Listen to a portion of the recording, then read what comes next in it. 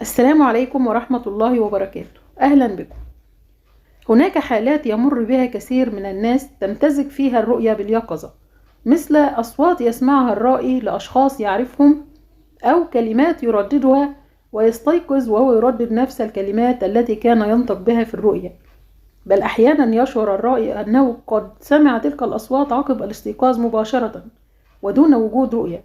وقد تكون هذه الأصوات لأشخاص يعرفهم، أو صوت الرائي نفسه، أو صوت أحد الأموات أو غير ذلك. وعند سماع صوت شخص معروف دون رؤيته لا نستطيع استبعاد الحالة النفسية للرائي، فقد يكون في حالة اشتياق لصاحب الصوت، أو لم يره منذ فترة طويلة مما جعل العقل الباطن يستدعي صوته في المنام، وتكون الرؤية هنا من حديث النفس. أما إن لم يكن كذلك فتدل الرؤية على حاجة صاحب الصوت إلى الرائي، أو أنه يستدعيه أو يطلب مساعدته في أمر من الأمور.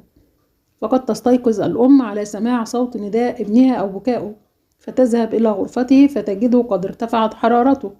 وقد يسمع النائم صوت الأم أو الأب ويستيقظ على نداء أمه أو أبيه، فيجد بعد ذلك أنهم بالفعل في حاجة إلى مساعدة منه في أمر من الأمور، أو أنهم يستدعونه لطلب ما. وقد يستيقظ النائم على صوت الهاتف أو طرقات على الباب أو جرس، فذلك يدل على قدوم أخبار. وأحيانا يستيقظ على صوت جهاز إنذار، فتكون الرؤية هنا إنذار بوقوع سرقة أو حريق أو تحذير من حدوث شيء ما.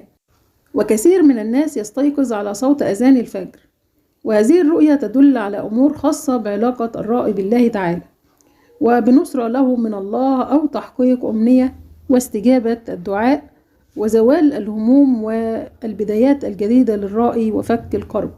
كذلك من الرؤى الشائعة ترديد الرائي لآيات من القرآن الكريم، ويستيقظ وهو يردد نفس الآيات.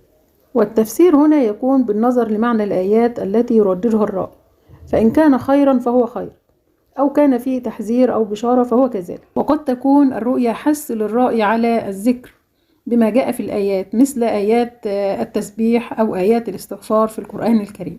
وقد يسمع الرائي صوت إنسان ميت ينادي عليه في منامه، ويكون معنى الرؤيا أن هذا الميت بحاجة إلى دعاء أو صدقة من الرائي.